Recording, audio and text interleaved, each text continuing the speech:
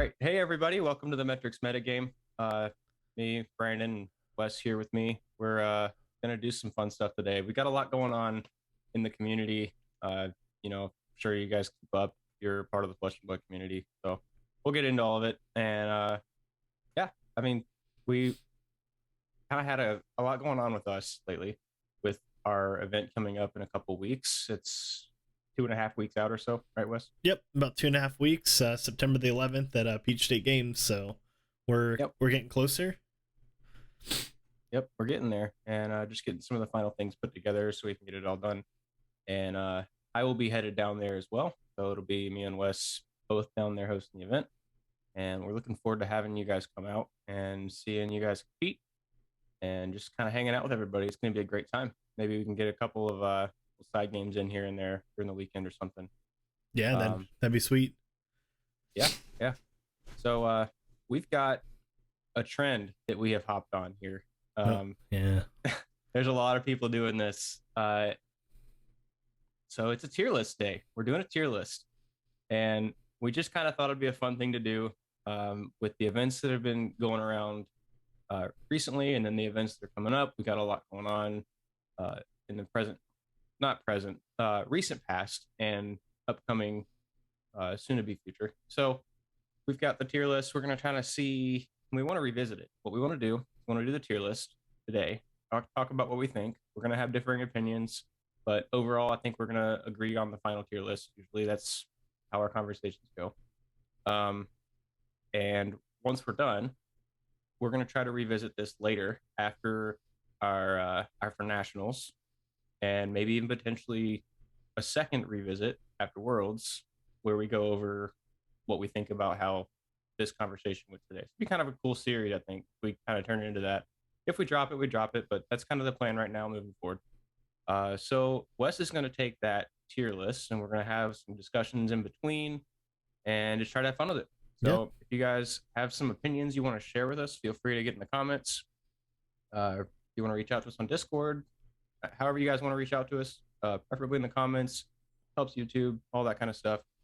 And let's get right into it. So take it, Wes. All right, man. Yeah, I mean, I you know me, I hate jumping on the thing that everybody's doing, the whole bandwagon thing. But I think tier lists kind of like, they're kind of different, right? Because it's not like math. Well, I guess it kind of is like math. Like there's going to be something good and something bad. 2 + 2 is 4.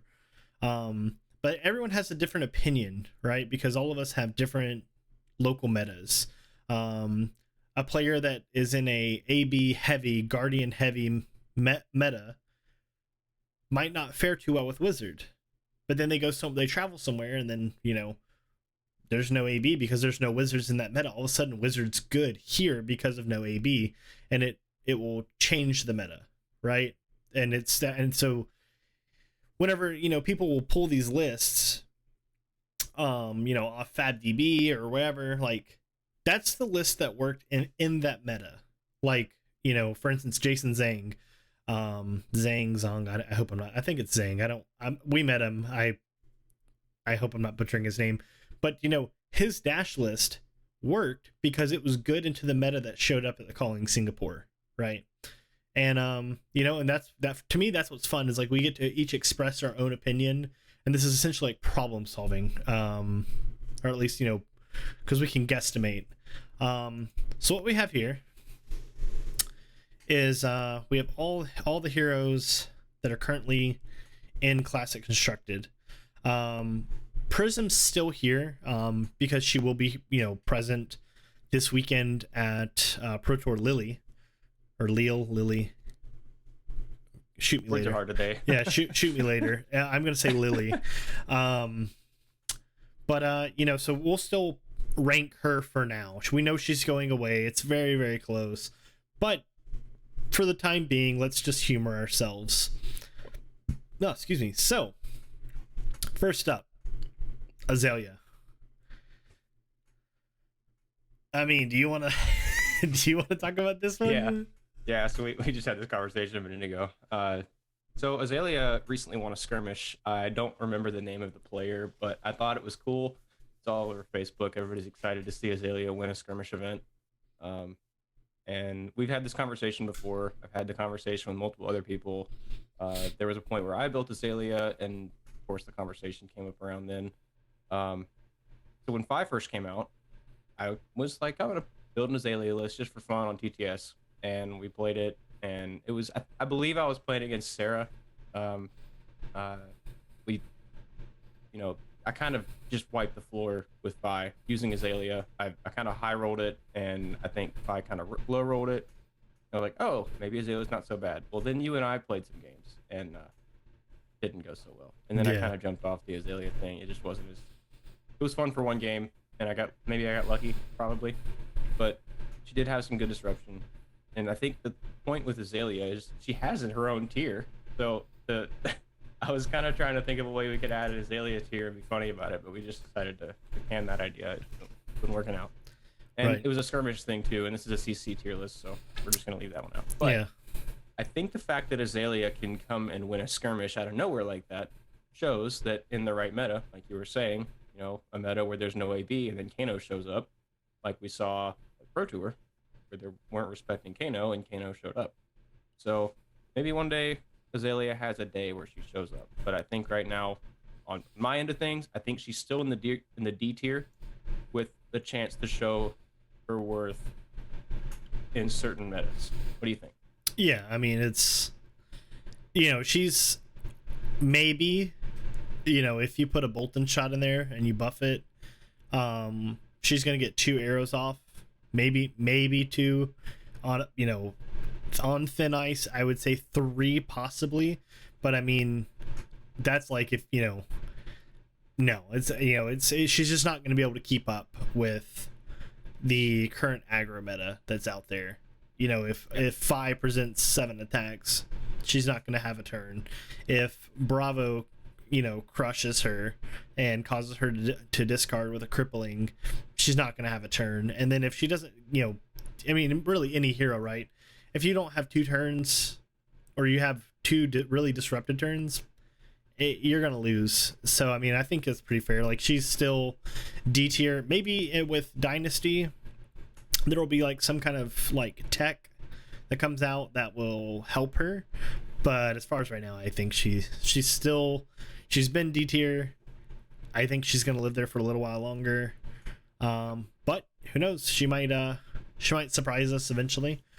And I got one more thing on her, if you don't mind, real quick. Yeah, what's up?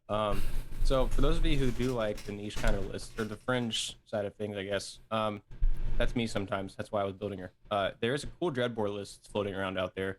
I forgot the YouTuber's name off the top of my head, so I don't want to just throw a name out there and be the wrong person. But I did a video about Dreadbore with Azalea. That's really cool. It basically pumps all of her attacks, so the Bolton shots are consistent with Dreadbore. So you can check that out. Take a look out there in YouTube. It's there. It's pretty cool. That's pretty sweet. Yeah. So, all right, we'll go to the next one then. So, Fi. I think you and I can both agree. Fi is S tier.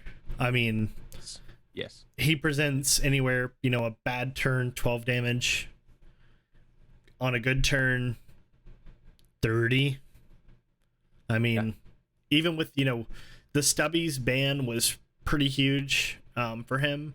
But I mean, he's still good. All the Stubbies ban did was made it where, his combo is not going to be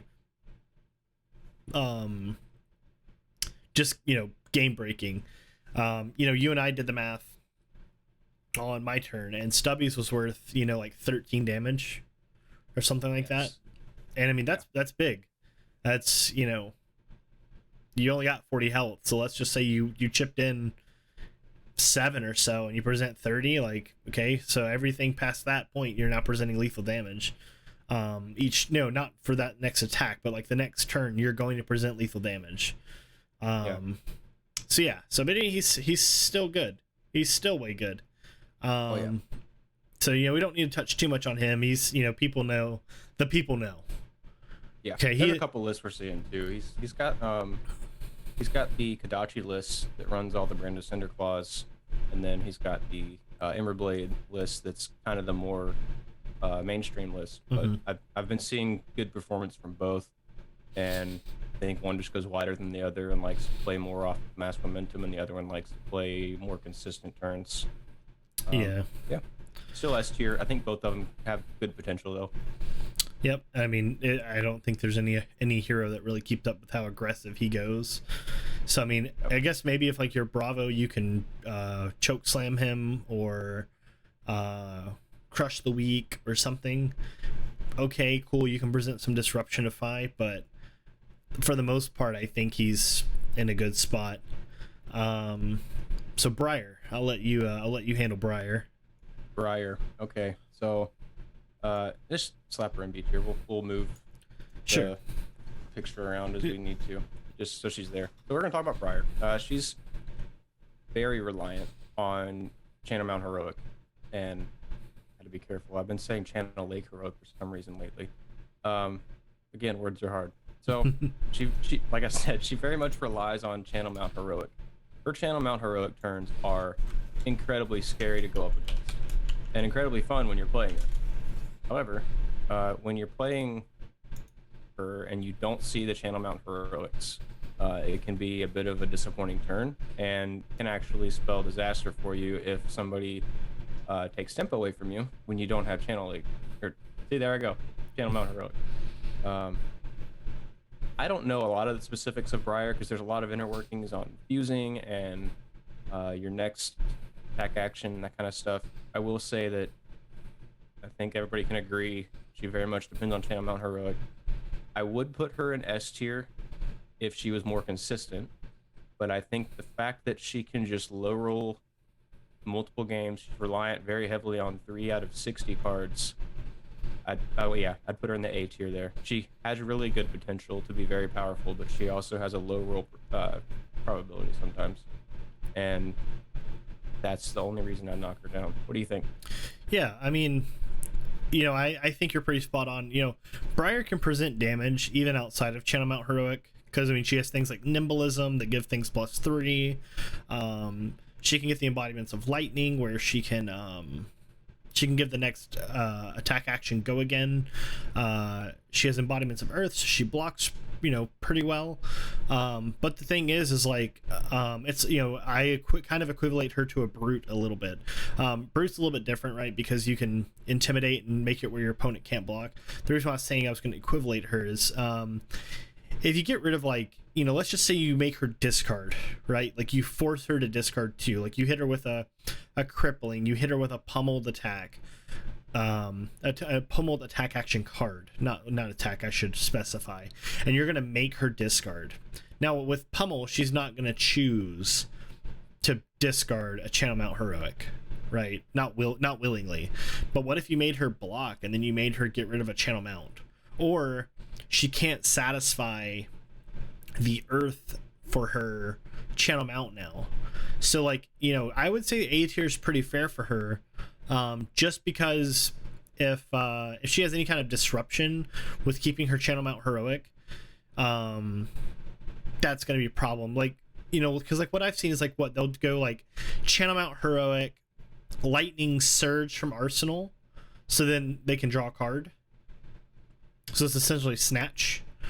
So I mean that's it is Lightning Surge, right? The draws a card, or is Lightning Surge just has Go Again from Arsenal? I don't remember off the top of my head. Like I said, some of her cards I'm not very familiar with. Yeah, I do know the general game plan though. One of them I'm almost positive. I'm gonna look real quick because that's gonna bother me.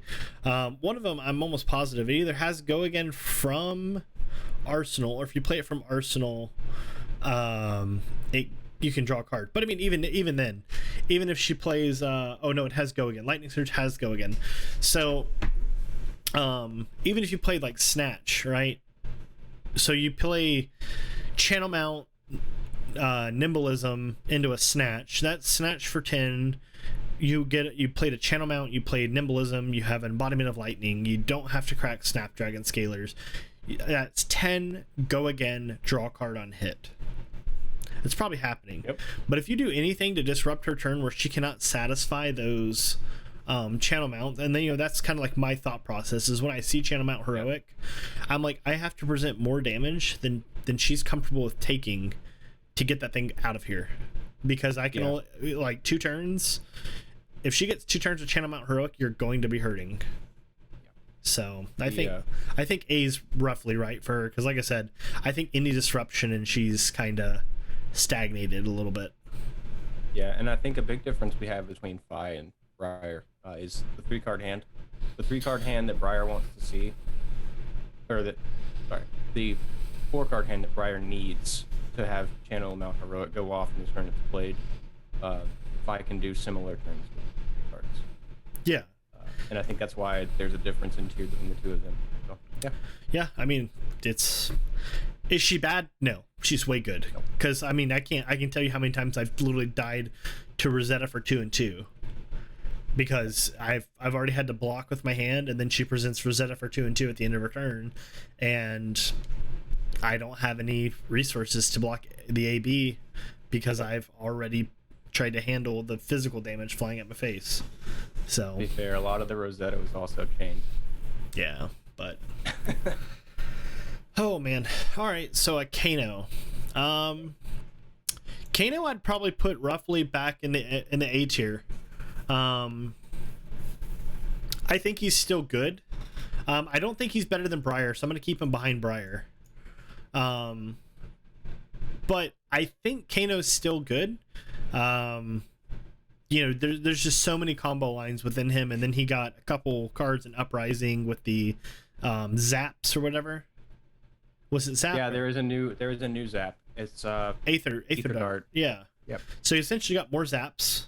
More 0 cost things that fling. Great. In my mind, I think that's great. Like 0 cost does arcane damage. Sounds like Blazing Aether is going to be pretty big. So, I mean, and that's one of those things, is you would have to be expecting him. And with everyone's list kind of, I don't know about you, but my CC lists have gotten tight with some of these Uprising cards. So squeaking in, I have AB3 squeaked in just in case I need it. But I had a conversation with Andrew last week talking about, because he beat me bad in Blitz the other week. He did 40 damage, killed me, and with Kano. And with banned cards. Like the cards are banned that was supposed to do that, and it still does that. It's great. Yeah. So I asked him, I said, hey, should I just run AB5 into you? Like, honestly, like just AB5 and just like literally just try and chip damage in on you as I can. And no, you've got to go, with Wizards, you got to go fast. And I think Kano is still a firecracker where he can show up and kind of do his thing. So yeah, I think that's another thing too, is your experience there was from Blitz, and I think a lot of people after the Pro Tour are probably running a lot more AB. So my personal opinion would be A, if you're not encountering a lot of AB. And for those of you, I don't know if we said Arcane Barrier. When we say AB, we're talking about Arcane Barrier. So for anybody who's newer to the game, we're talking about Arcane Barrier 1, 2, 3, 4, 5, etc. when we say AB and then a number. So that means you can prevent that number off of a single source of damage. So for Rune Chance, that's 1 damage per source, except for Rosetta Thorn. With Wizards, it's any number, so you can prevent that much damage from 1 source. So you're trying to prevent the source from Kano that makes the other stuff you play that turn do more damage. Either Wildfire in that case. Anyway, so yeah, like I said, I think the number, depending on the number of AB you're going up against, he's either A or B tier. And I think depending if there's a meta that just doesn't run any AB and is a very non-disruptive meta, you'd probably see Kano possibly competing with S tier heroes, but unlikely. So I like your positioning with A because he can probably flex between S tier and B tier depending on the meta. Yeah, I mean, like technically, I think if you had like an A+, I would probably put Kano in A+, and that would literally just say like AB, expecting AB3, he's A tier.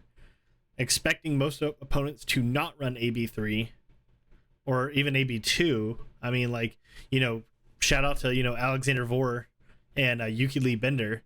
I mean, the man sat there looking at Yuki for like, it felt like forever, and then he presents lethal damage. I'm just like, wow, well, yeah, and and that's literally Kano punishing a player running AB1. Some big brain stuff too. It's not enough. Oh man, it's just not enough. But it was such an exciting game to watch too. It was. Man. I was watching on the plane. I'm gonna put that link to that video in the description because that was just a great game. All right, so Bolton. I feel relatively comfortable talking about Bolton. I spent time with Josh, kind of learning this deck. I'm still learning it. I'm nowhere near an adept with this deck, but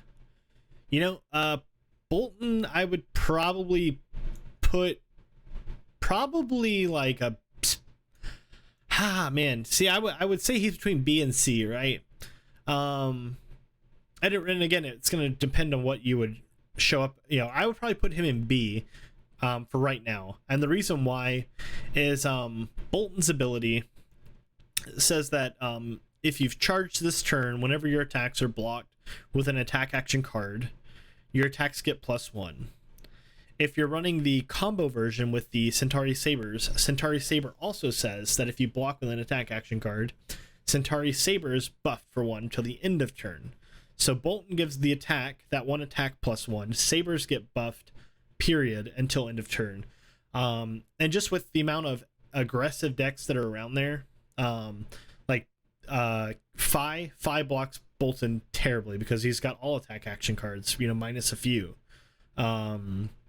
That's a race. Yeah, I mean it's a race, right? Can Bolton combo off before Fi combos, and if the other end of that happens, if Bolton combos before Fi, you're probably going to win. Bolton will probably win that matchup. It's just a matter of how quickly can you find that combo. But then people like Guardian's got attack action cards, but I'm speaking specifically about Bravo. It doesn't matter. Bravo's got a fridge. He's got tons of stuff. So if some of those heroes can outlive that combo, so I would probably put Bolton in B. We have other heroes to put in B, so I don't think he's like the leader of B. He's just where we're at right now. And into everyone that we have right now, the current list for Josh does not run any AB, so he's definitely worse than Kano. Again, yeah, I think that's one of those things too. Yeah, can Bolton combo before any of these heroes above him, minus Briar. Briar blocks him really well. Yeah. So, seeing a pattern here with our evaluations, we seem to start with how good is it in a vacuum, and then how good is it in a meta. Yeah, it's kind of what's happening with ultimately them. You have to try and plan for anyone when they're building a deck for an event. Yeah. What am I gonna see? So I'll let you handle Katsu. I don't have too much experience with Ninja, so go ahead.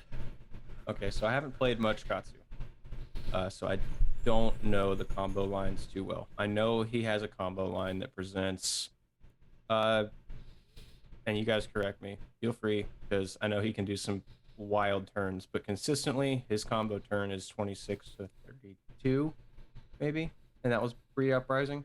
Mm-hmm. We had Aaron, a friend of ours, that he taught me how to play Flesh and Blood significantly while using Katsu, and teaching me by way of pain. I was playing Levi. I think I mentioned that in another video.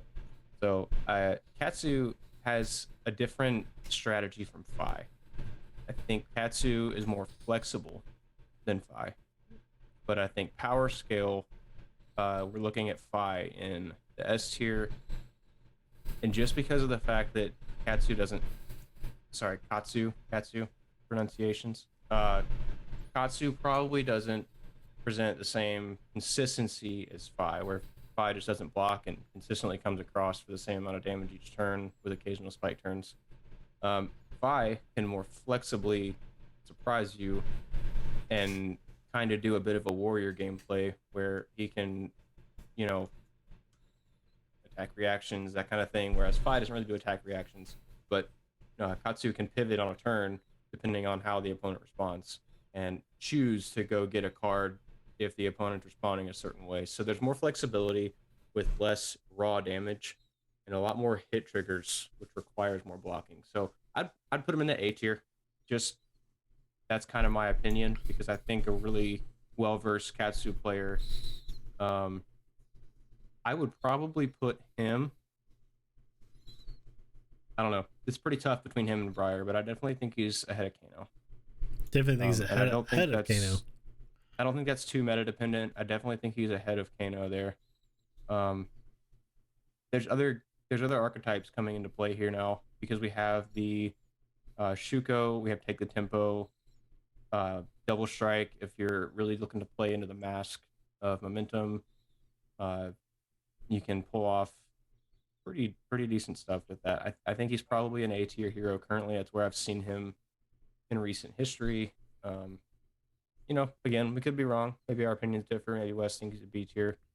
He could be somewhere between A and B. I wouldn't say you're wrong for calling him a B tier hero, but I wouldn't put him down in C or D probably. So that's kind of where I stand on him. What do you think? So the only thing I would say with him is, like, I think Bolton's definitely better than Katsu, but again, because Katsu's going to do, again, we come back into comboing. Katsu's like, he's going to get, I think it's like his Lord of Wind or his Mugenshi line. That's going to be like where his big damage is. Yeah. But I think he would be behind, because, like, here's the thing, right? There's two variants, right, of Katsu. When Starvo was really big a couple months ago, the whole flick flack high defense react decks is what you had to do, because these Guardians had a lot of blue pitch in their decks for a couple of heavy hitters. So Starvo was banking on getting the Starvo activation, crippling Starvo activation, Oakenolds. So you had to be prepared to get through those turns. And once you got through those turns, the scary stuff, all you had to worry about from then on out was Ice Hammer for 4. Yeah. Spinals, cripplings, Oakenolds. What else am I missing? I think for the most part, that's all the big ones. So now that Katsu's trying to like switch over to like this aggro variant, I played one at RTN and he did very well. So I don't think putting him in A is like too far out there. I think, again, I would probably still just put him behind Kano.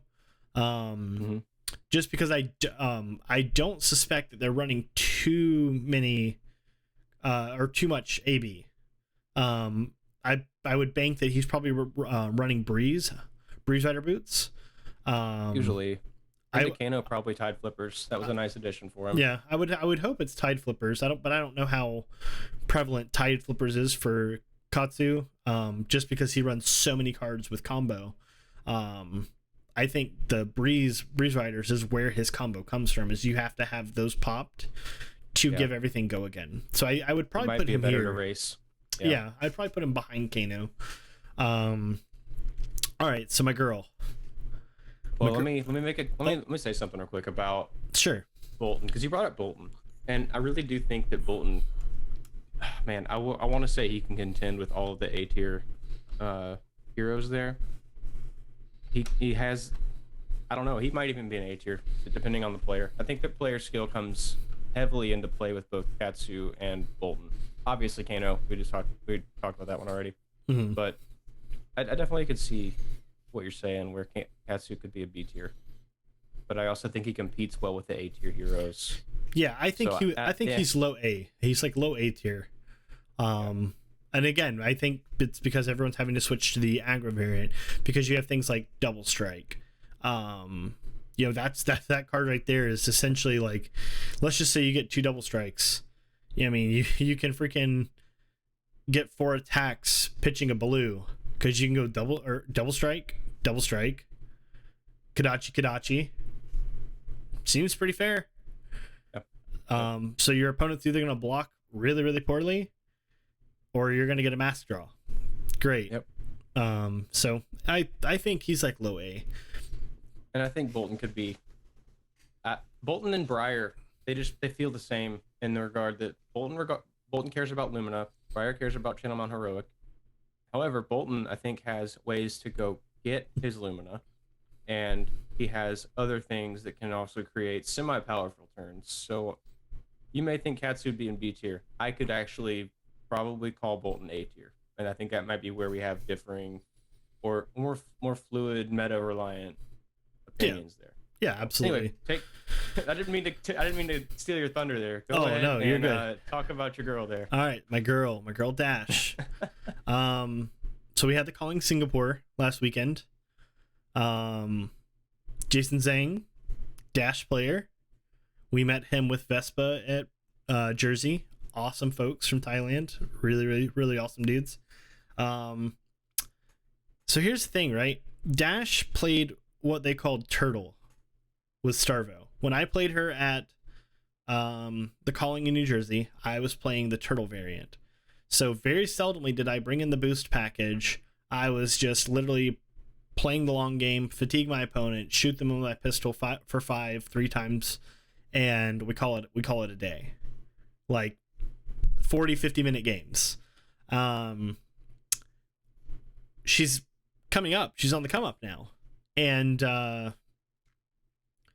and I think there's a reason for that, and I'll get to that in just a second. But I personally, and I'm a little biased, I think she's A tier. And here's why. So if you watch his game into the Briar player from Singapore, was it Briar? I think it was Briar. Was it Viserai? I don't remember. I might have to go back and rewatch it.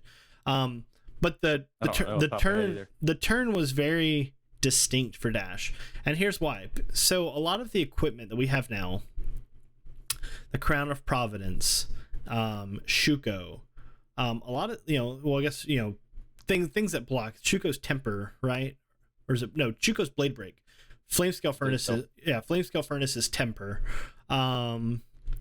Furnace is Battle War. Battle War is it temper? I believe it's Battle War. Go ahead. I'll look it up. Yeah. But regardless, so where I'm going is like you have a lot of heroes running Crown of Providence.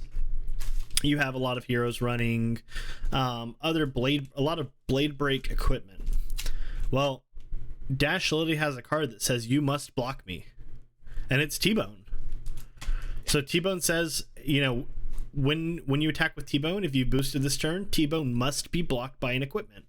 Now, some heroes like Briar, they have like the gimmies. They have Snapdragon Scalers that block 0, so it's got a block value. It's a legal block. Oldhams have Crown of Seeds, blocks 0, legal block.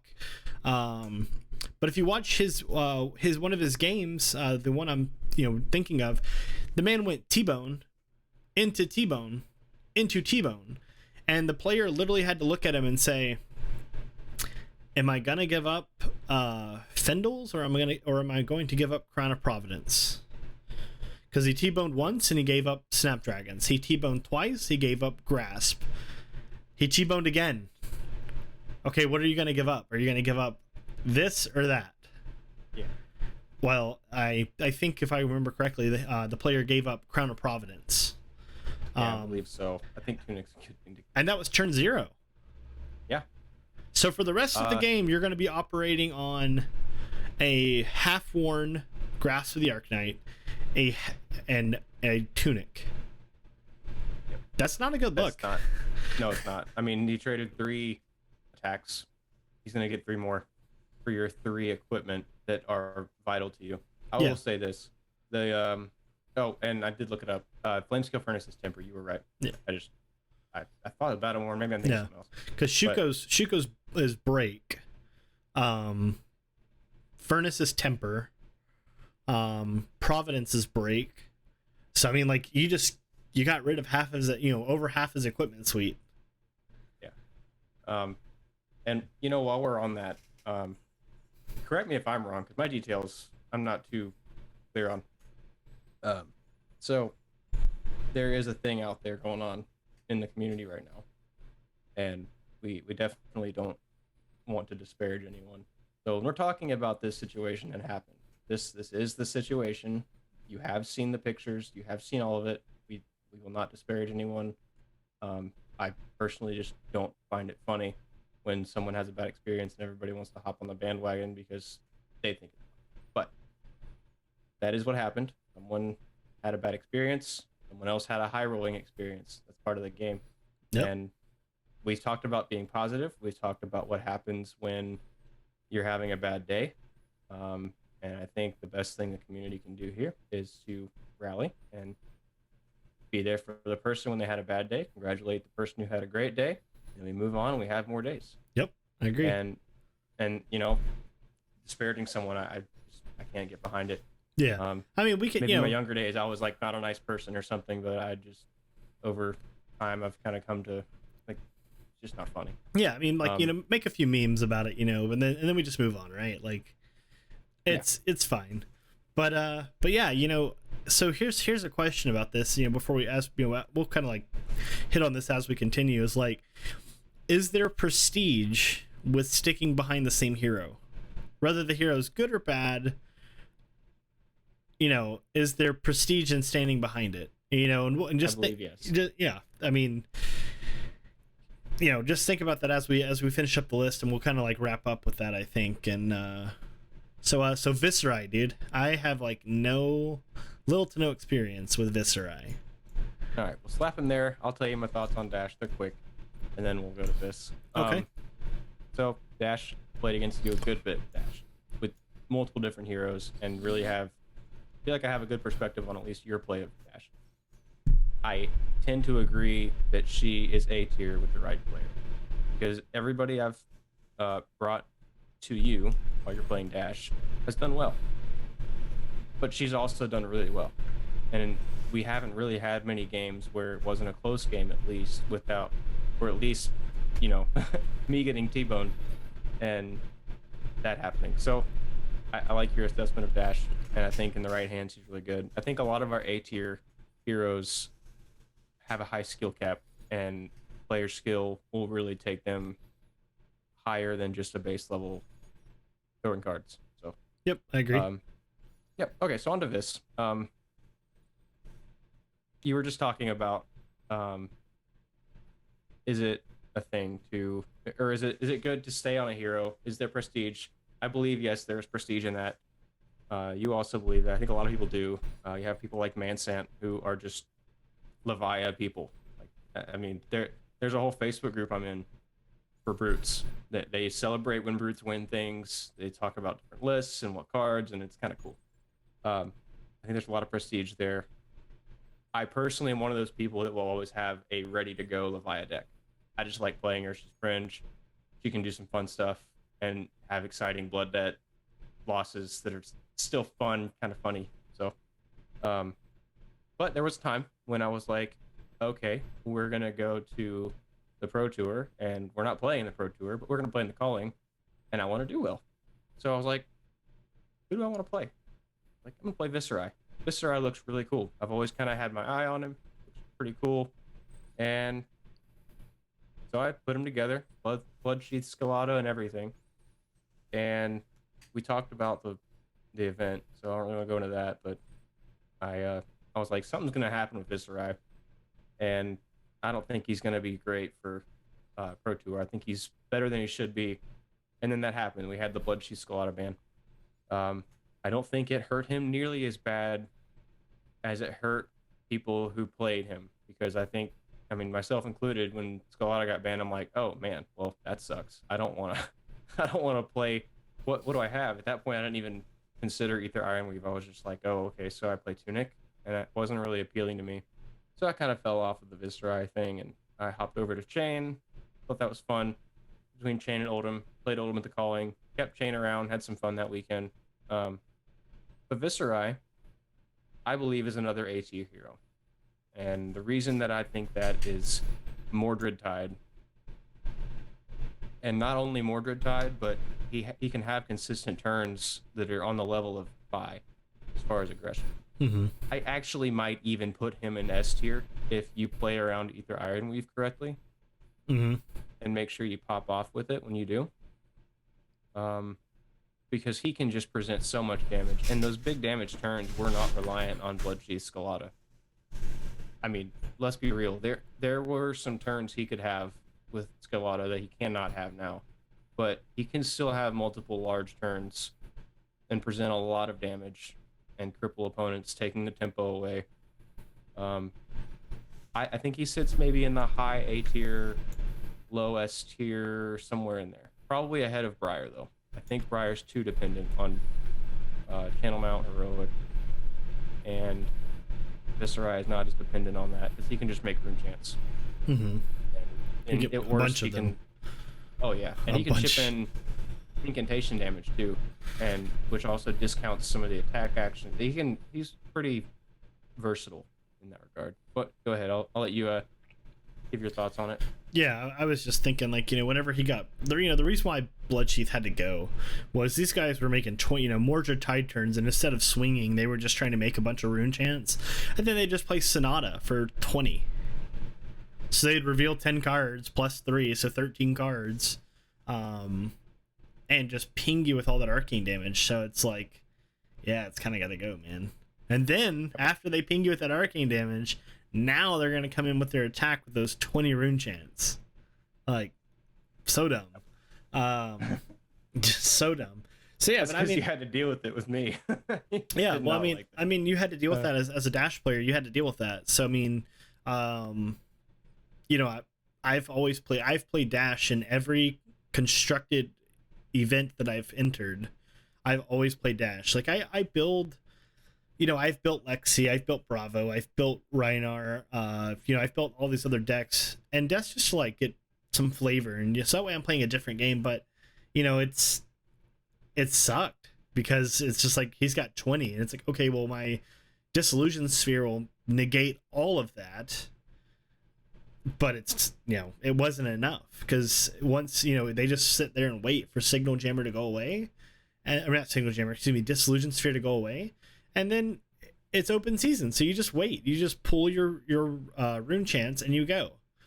So yeah, but I think A is probably good. I mean, like I wish I could put these on top of each other.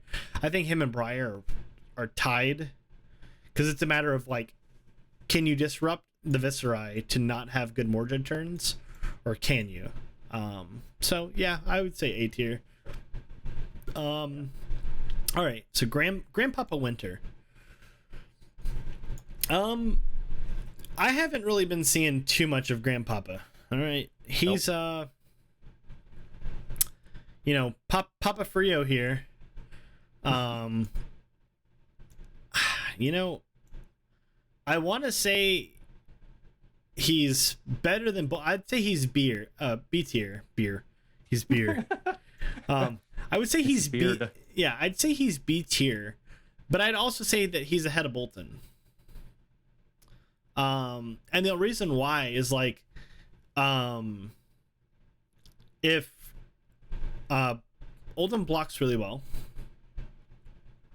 I would say that he's B, because there's all these guys above him with they're going to present more attacks than he can really do, and he can shut them down to an extent if he has an ice card in hand, because he can do his hear ability for, like, the ice reaction.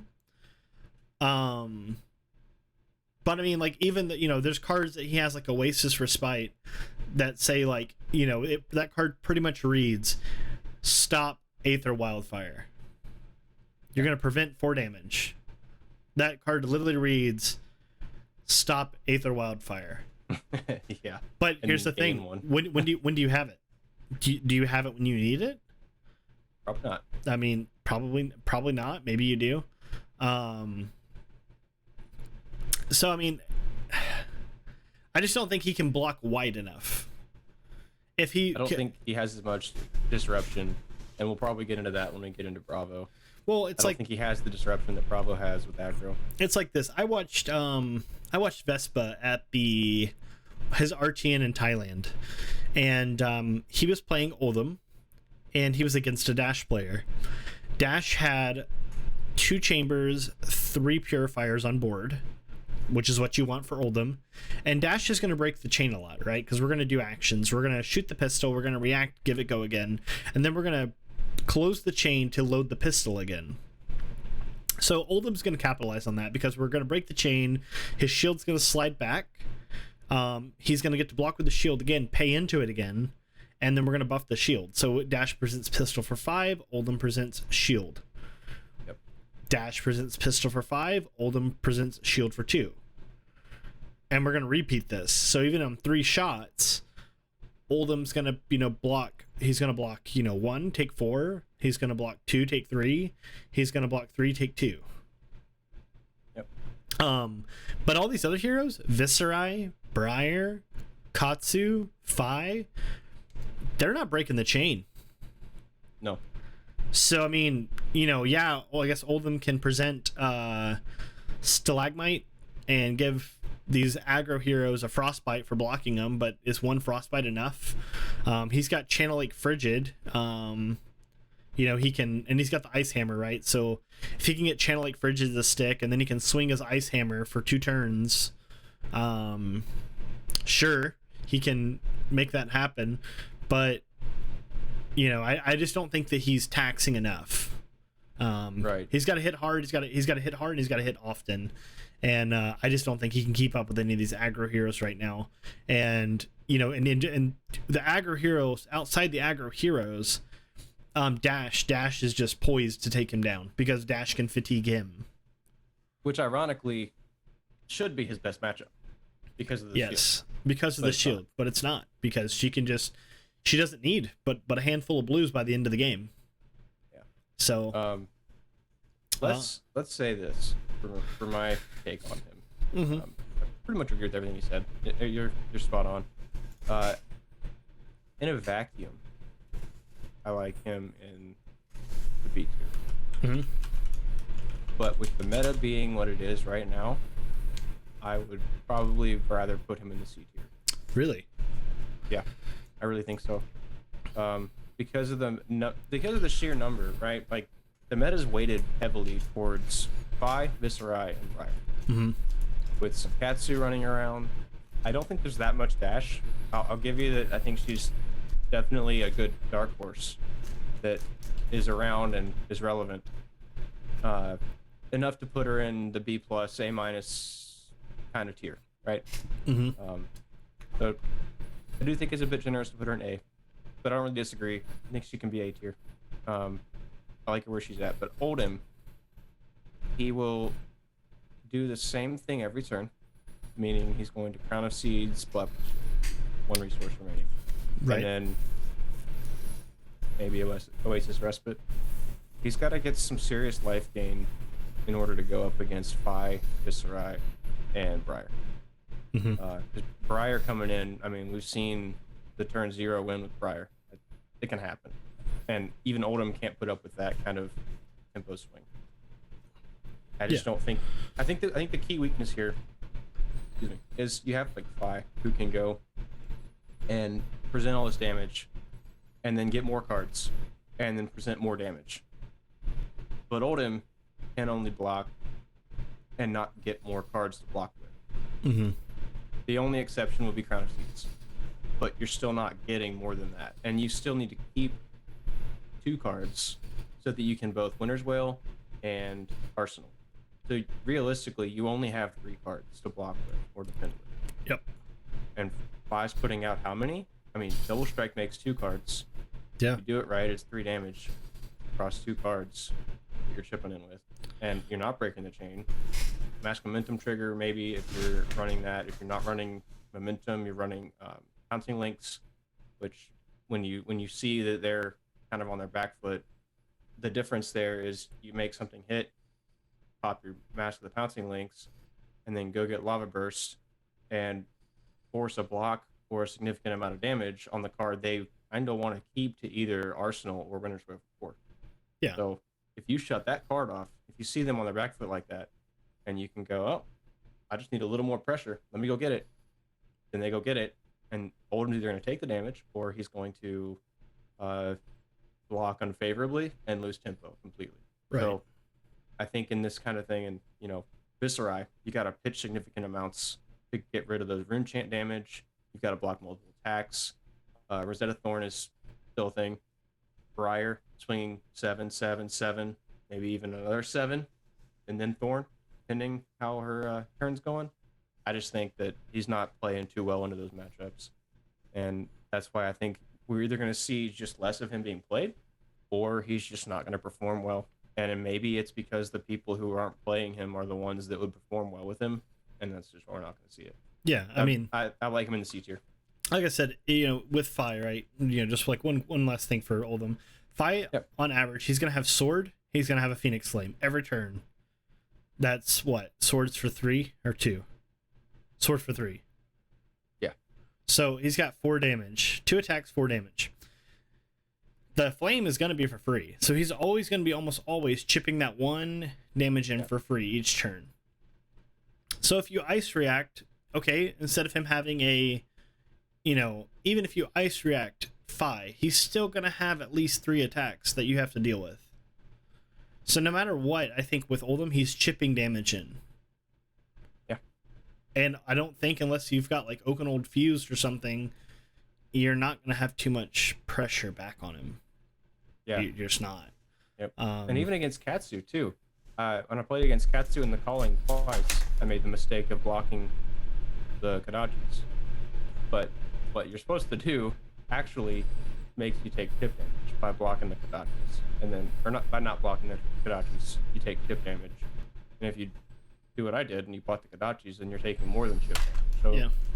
Regardless, you're taking damage from both of the ninjas and from most of the aggro lists. So, yeah. That's, I like him there. I have one hot take before we go to the next one. Uh-oh. Oldham with Coronet Peak. and with that we'll go to Lexi, because Lexi, you know what? No, Lexi, no. You can't drop something like that. No. Well, here's the thing. We need to test that one. Lexi can also wear Coronet Peak. But she's not C tier. Yeah, she's not C tier. But she can also wear it. So for some reason I thought it was a wizard helmet. It's not. It is just an ice helmet. So hey, maybe there's some tech there. Who knows? Who knows? So Lexi, where is she? Where does she live these days? I think, I think you took the Oldham one, but you should have taken Lexi a little more so, because Lexi better than me. You played her. Yeah, I can touch on her, I guess. I'll tell you right now, if you just put her somewhere and don't say anything else, I'd put her in A tier. See, I would love that, but I think she's high B. And the reason why I think high B is she's going to get the disruption, right? When you and I played our Icelander Bolton game, Bolton just was like, I posted a meme in our Discord of just a race car doing a burnout with Bolton. They're like, how did the game go? It went a little like this, and here's just this car sitting still, completely static, doing a burnout. And it's like, I was charging my soul, trying to, it's like, I'm gonna combo. No, I'm not. I'm just not. Now, she can't do what Icelander does with coming out with the instant speed stuff. Now she's got Winter's Bite and stuff like that, and Blizzard, Arctic Incarcerations, Channel Lake Frigid, but none of that's only one of those is an instant. But she can present on hit discard unless you pay 1, on hit Frostbite. She's gonna present disruption where it says you have to block this or you're not going to get a turn. I think she's high B. And I mean, and again, she's one of those heroes, if you put her in someone's hands like Yuki's probably an A tier pilot. If you put Bolton in Josh Lau's hand, Bolton is an A tier. It ultimately comes down to how well do you know your deck? How well do you know your hero? What line are you looking for? But she can't go as wide as Fi. She can't go as wide as any of the A tiers. I would say she could probably keep up with Dash. But because she's going to present the on hits for Dash. She's going to present problems. I hit pay. But I think she's high B. On a good turn, you're maybe getting 3-4 arrows off. On an absolutely great turn, maybe 5. So I mean that's one time. yeah, I don't know. I think, well, I guess I do know. I think Lexi is the the ranger we all wanted Azalea to be. Well, what was the meme with Lexi when she came out? Lexi is sexy. Like, yeah, she was good. She's got all the ice, she's got all the lightning, she's got all the flashy fun stuff, she's got the specializations that we don't even need all of them. Like, Yeah, we can play them, but we don't even need all of them. And well, then see all that the Azalea cards too. that's what's cool about her, though, right? Is like she has two archetypes, right? Yeah. So like I would say if you did Lightning Lexi, I would say low B. If you're doing Ice Lexi, I say high B. Just purely on the disruption. Lightning's going to present good damage, but is her damage high enough that punches through these heroes? I think all the heroes that are currently above her can present more damage that makes a problem for her. If she's ice, I think that she can snow a couple of these guys in and kind of just make their game really slow. I mean, can they win? Absolutely. These guys above them can probably grind to the win. But I don't think that I don't think she has necessarily a bad matchup. It's just a matter of like, can she land her disruption? And that's why I would say she's B. Yeah, if she lands her disruption against these aggro heroes, she does well. And yeah, I mean, just pretty think, spot on. just think, Icequake plus fused chilling ice vein. Your opponent's turn is done. Yeah, they're not doing much after that. All right. Yeah, I'm with you. Your girl. Icelander. All right. I've done a lot of testing with her, and I want to just slap her in B for now. Slap her in B. Slap her in B for a minute, and I think let me say this: she does better in Blitz. Mm-hmm. Agreed. I really think she does better in Blitz, because in Blitz she has more time to lock the game and do her thing, and if you do the tempo version in Blitz, she, will take care of him pretty quick. Waning Moon is kind of scary. You don't run the Frost Hexes in Blitz. Mm-hmm. That's kind of the general rule I've been seeing. You just run the tempo, disruptive, Icelander, non-Frost Hex for Blitz.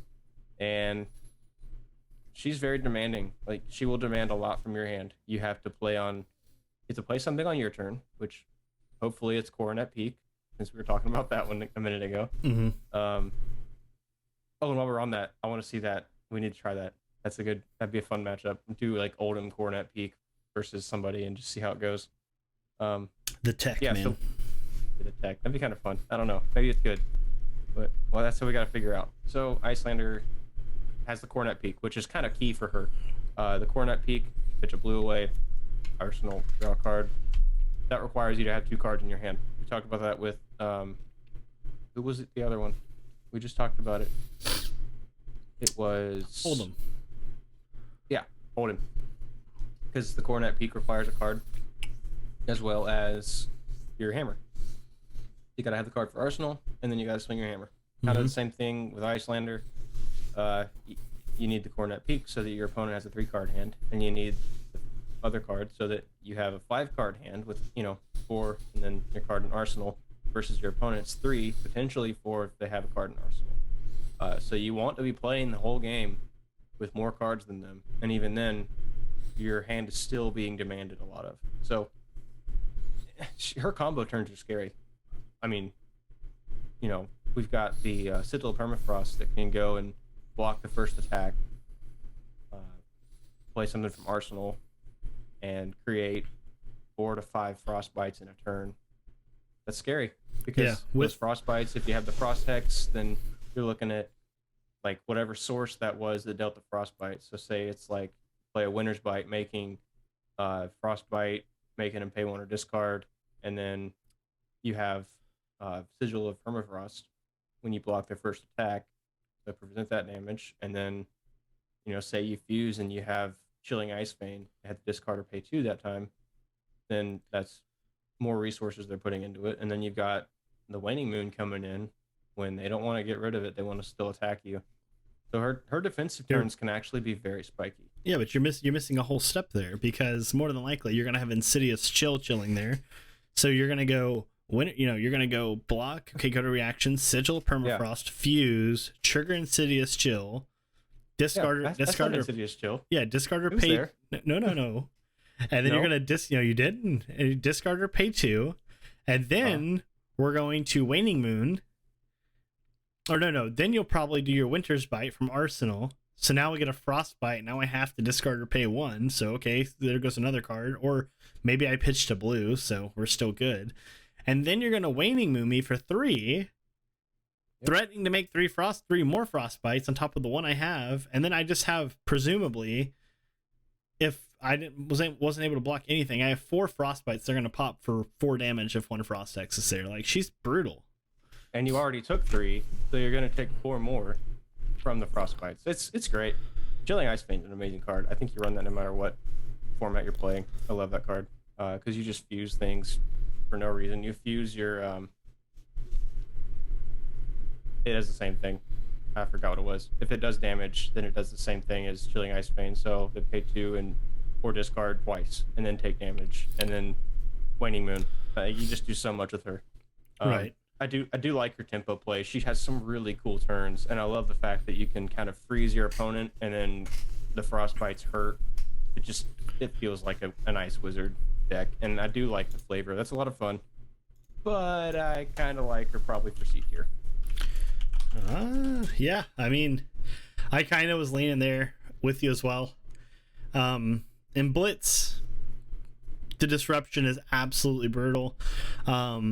I think when you go to CC, there's not enough cards right now in the pool that help her with the consistency of disruption that she has in Blitz when she's only down to 40 cards. Yeah. Now, somebody could correct me if I'm wrong, but I just haven't met too many Icelanders in CC that I was actually afraid of. I knew most of them were me. Yeah, I just knew with the game I have to play. The game's gonna play slow. Yeah, it's gonna be like playing Oldham because I can't swing out and have nothing left. I need to hold the blue in my hand so I can handle stuff. And one of the biggest lessons into like playing into you is like sometimes I'm just gonna push through that Channel Lake Frigid to get it gone. Yeah, I mean I'm just going to because sometimes I've seen it. You'll go pitch a red, pitch a blue, activate Coronet Peak to satisfy your Channel Lake Frigid, and now it lingers around. But if I can get it where you can't satisfy CLF, that's fine. And then after that, it's like, okay, we're good until he does it again. And then, we're back to the same strategy of just playing slow. Yeah, it does create that opposite effect of Briar, where you play around Channel Lake Frigid, and Briar would play around their own Channel Mount Heroic. You're trying to get the Frigid to go away so you can play. Yeah, the thing is like she is the reason why I'm running AB3 in my dash. Like when I went to my RTN, I'm like, I'm gonna pull Visiertronic in. I'm gonna get rid of Skullcap. I'm gonna pull in Crown. I'm gonna pull in Visiertronic. I'm gonna cut Null Rune Gloves, and I'll just run Achilles and Visiertronic AB3. So and that's a bad matchup for Icelander, at least in our testing. Yeah, I mean, Dash just pays into everything and then shoots you with the pistol a lot. It's kind of scary. It doesn't work well for me. When you've got like 21 blues, you don't care. No, you physically don't care. I'm sitting across the table from you like, hey, you gotta pay more. You're like, oh, okay, I'll just pay some more. Yeah, so hey, you gotta pay for the Frostbites. I've got to pay 4 for a 0 to 60. Okay, cool. We're just gonna try and get power through this Channel Lake Frigid. And she does it well. So, all right, Prism. I don't even want to talk about her. Just put her up in S tier and leave her. Yeah, I mean it's self-explanatory. Spectra, so strong. Couple of these guys have some Phantasm poppers that'll kind of like help them get some momentum into her. But for the most part, great damage mitigation, super wide, fun stuff. Yep. I'm just gonna put her there. She's gonna go. She's gonna RIP soon, so I don't even want to spend much time. Levia, your other girl, your mistress, if you will. yeah, Levia. Ethan, we love you. Okay, we're not going to talk too bad about her, but I say she's down here, but I've lost her a couple times. You just so said we're not going to talk too bad so about her. we'll put her up here. Azalea. Please put her ahead of Azalea. Yeah, I'll put her up. Jeez. So this is where I think she lives, but I lost to one. So I'm going to put her right here for now, and I'll let Brandon plead his case. She can high roll, and she can get to this really good position of just constant pressure, right? There's, and I'm going to put this one out there for you guys. For any CEDH players in Magic, the Kazalan state. If you know what that is, let me know, because I want to hear about it. It has to do with the Get Rog monster. So, this is why I say this. Levia has the state where she can have Howl from Beyond, and she kind of has this Howl from Beyond state, where play Howl from Beyond, and then I forget how it, basically it cycles, right? So there's 3 cards at graveyard, and then you play Howl from Beyond, and you play something that makes you get rid of 2 cards. There's Howl from Beyond and 2 cards, and then those go back to banish, and you banish them from your graveyard. Excuse me. And then that card goes to your graveyard, and like I said, I forget how the exact cycle works. Mansant knows. Go check him out. He can explain it. That's where I saw it, and I was like, that's really cool, and that's why I'm playing Blood Debt Levi.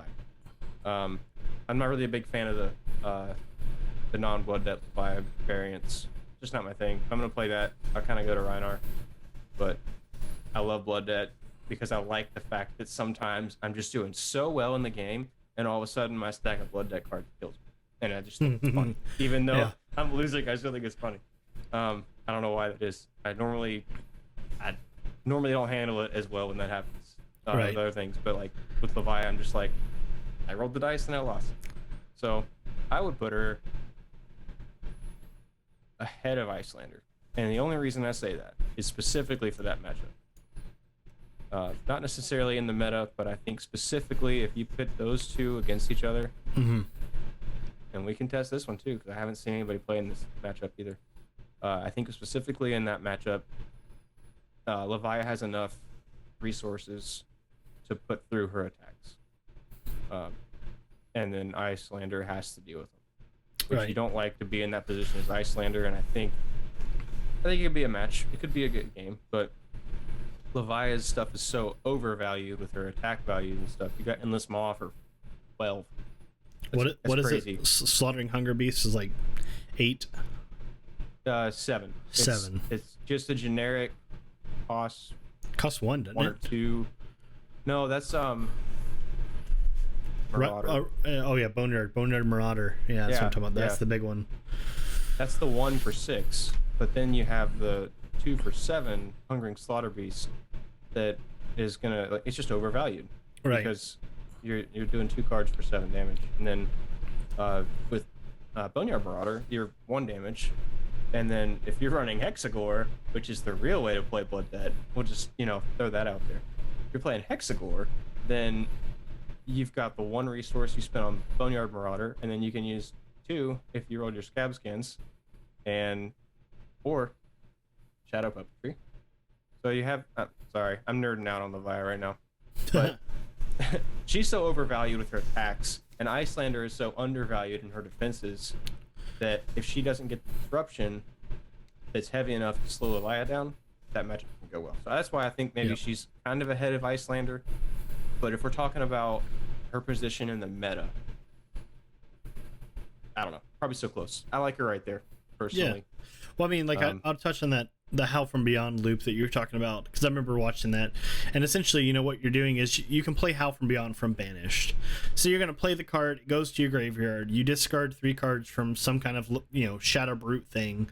Whenever you banish cards to hopefully turn off Blood Debt for Levia, when you put Howl from Beyond back, okay, cool. My Howl from Beyond went from banished to the combat chain to the graveyard back to banished, and you're going to repeat this triangle until you die or your opponent dies.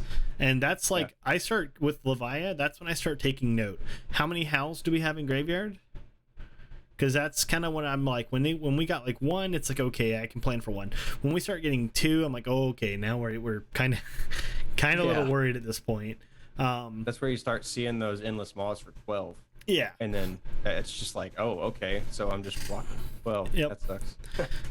But all right, so Dromai. I think I'm gonna snatch Dromai real quick. Sure, go for it. Because I'm looking at the rest of these heroes here, and they're all kind of special to your heart. So I'm gonna let you have have the rest of them because I think they're more up your alley. Sure. Dromai is a very unique hero. Personally, long time in the future, as in after Prism's gone, one, and probably what's going to happen if I had to guess, and we've talked about this one a little bit, when Prism goes away, I think, and we'll get to this, we've talked about it, and we'll probably talk about it again, and we're going to get to it in a minute. Bravo will probably take over the map as far as smacking down aggro. And then I think Dromai might shift into Prism's spot, at least somewhat. I don't know if she's going to make it to 8. So if I'm being realistic, I put Dromai right ahead of Kano. That's an interesting spot. The reason that I put her ahead of Kano is her Ashwings all have Arcane Barrier. So she doesn't need to take up the extra slots. Okay. She obviously beats out Icelander. That matchup was abysmal for Icelander. Dromai just, okay, I'm just going to keep attacking you and making more dragons, and then Icelander can't really take care of all the dragons very well. There's a game to be had. I don't know. There's a game to be had, I guess, but I think for the most part, it's not much of a game for Icelander. So Dromai can do that Arcane Barrier multiples without having to take up extra equipment slots. So there's an advantage to be had there. The amount of aggro that Viserai and Briar can put out, and 5 for that matter, can put out against Dromai is too much for her to handle and still make her dragons. So there's a certain like line you have to kind of play around where you're not letting her have too many dragons, but you're kind of putting enough pressure on her too, and you take heavy advantage of opportunities where you don't have to take care of her dragons. So you try to play as aggressively as you possibly can while not letting her get away with the dragons, which is not hard to do, especially with Phi. So I think those 3 matchups for her are not good. Prism and Dromai, there's a match there, but I don't really want to talk about Prism because she's just going to LL really soon, and I don't think that's a relevant topic. Yeah. So I mean, Katsu. I agree with where you put her because, into Briar, right? Let's just say Briar gets Channel Mount Heroic to stick. Channel Mount Heroic reads like attack action cards have +3, right? Not till end of turn or whatever, just +3. So essentially, Briar can block with a 3 from hand, a 3 attack, and she can pop with a 3 if Channel Mount Heroic's out because it's buffed to 6. Yeah. So she essentially, with Channel Mount Heroic, can have a handful of poppers. There's that, yeah. That's a heavy consideration too, and it's scary when you have Channel Mount. So, like Briar can clap back. So yeah, I agree with where she's at right there. Again, I think it ultimately comes down into pilots. With where we're at right now on our list, I relatively agree with all of it.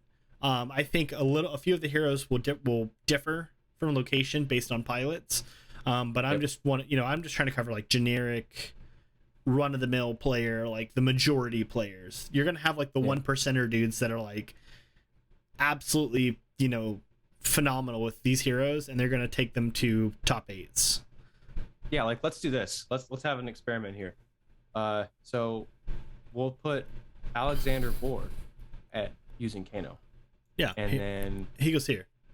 We'll put me in Yuki's spot playing Lexi. Yeah, it goes down here. Right.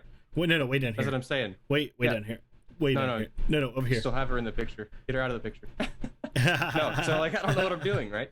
But he was definitely ahead of both. We'll say that. But yeah. So you can move this list around based on your skill level. Right. So you have people, and like I had Lexi off screen for my skill level but Yuki Bender was right up there with Alexander Vorpal and Kano, because that matchup was a close game. It was a good game, very engaging, and both of those heroes are in two different tiers on our list, and maybe somebody else's list they're in the same tier or even switched. So it's all opinionated stuff. Yep. But in the hands of the right player, I think you can take probably B tier and up and succeed against S tier level heroes. Right. If you're skilled enough and have the right cards. That's the disclaimer I had. Go ahead. All right, so we'll just make these last three pretty quick because they're pretty straightforward. Dory, I would put Dory right here, kind of tied with Bolton. I think she'd probably be ahead of Bolton because she blocks Bolton very well. She blocks many of these heroes very well. She could beat Dash, so I would almost argue to put her here. But I think with Lexi, maybe she may be ahead of Lexi because Dory blocks very well with her suite. Dory's win ultimately comes from how poorly does the opponent block Dory, right? That's ultimately because whenever I play Ryan with Dash, our games usually go pretty long. And it'll get to a point where I'm just I already have my board state set up with my toys, and I'm just gonna block your sword for 9. Blocking naked sword for 9. I'm gonna make him work to try and get over and hit so he can swing again. So I think Dory's is a high B. Again, different hands, better or worse. Reinar, I would almost say is probably going to be right around in here with Leviathan, maybe even behind Icelander. Because I don't know. I'm a little higher on Reinar than you are personally, but you play him more in Blitz. Where would you think? Because my thought process is I think Icelander will just disrupt him, and then him playing into Oldham's just, Reinar's only going to get 2 turns, maybe more, or 3 turns, maybe more, if he gets a good scab roll where he's going to attack twice. Maybe if you get Wild Ride to go off, you have go again, you're gonna have 2 attacks, maybe 3 if you go claw. But it's gonna be just intimidate 1 big hit for the most part, or you're just gonna swing club in.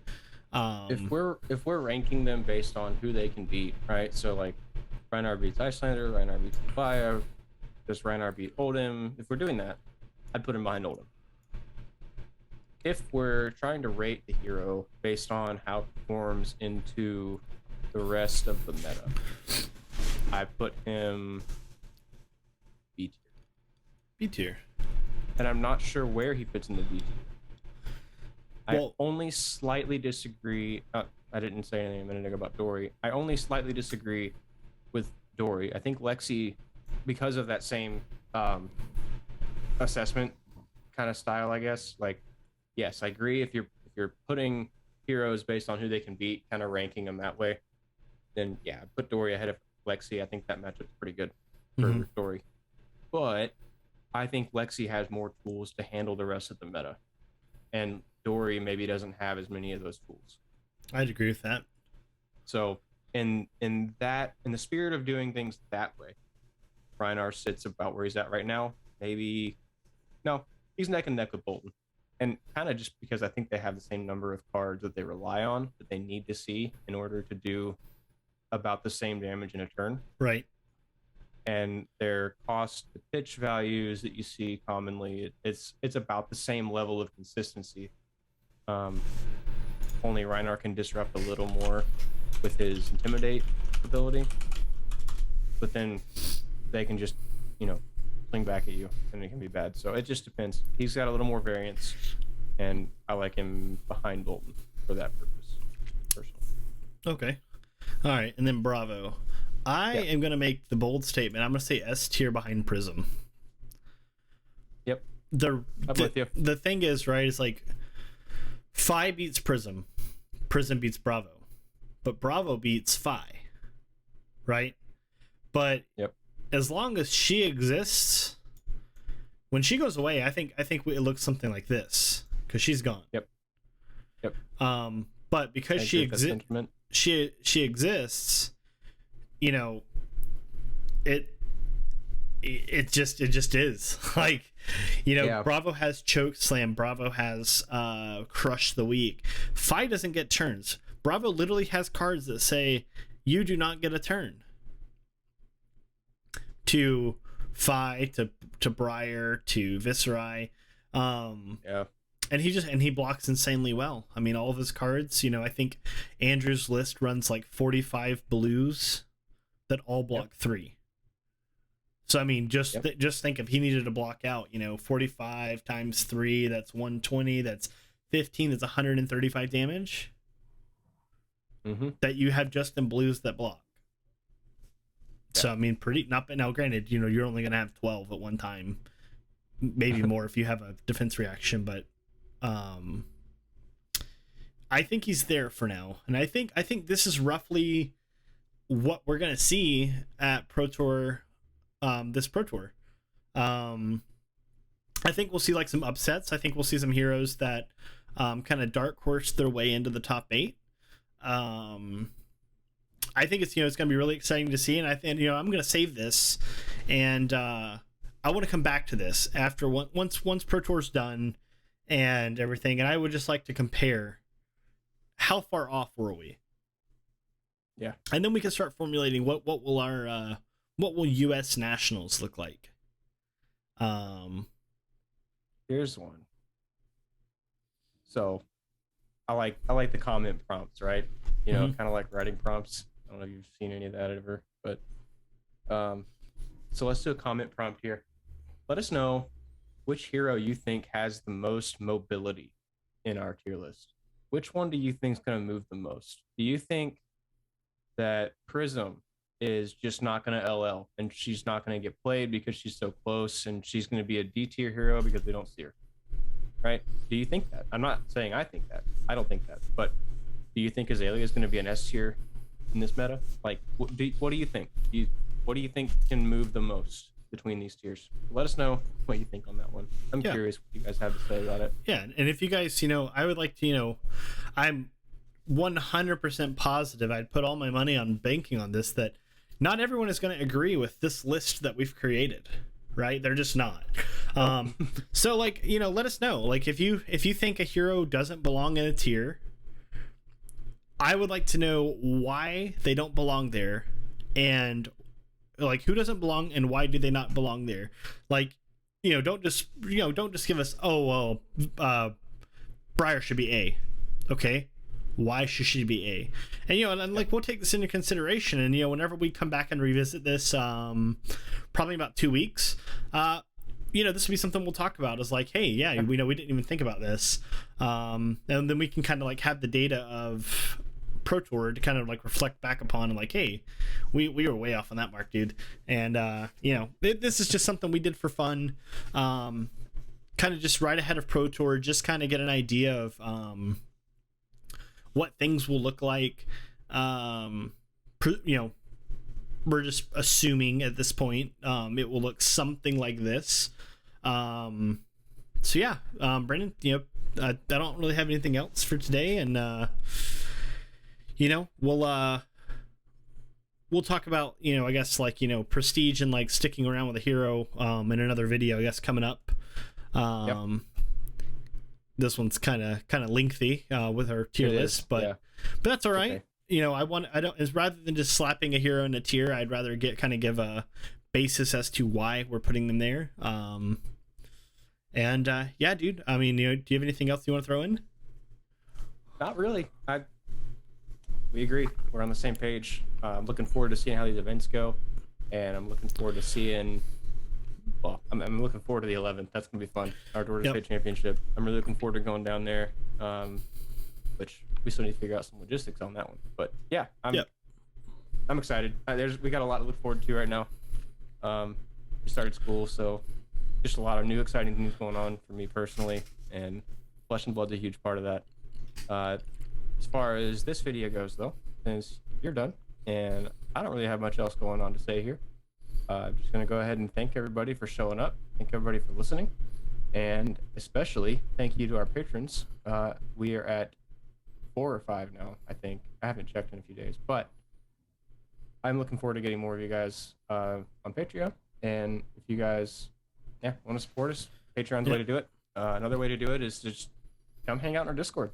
Yeah, we're not charging anything in Discord. It's free, doesn't cost anything, and we'd love to talk to you and have you as part of our community. Really, that's all it is, and all that's going to be down in the description. What was that, Wes?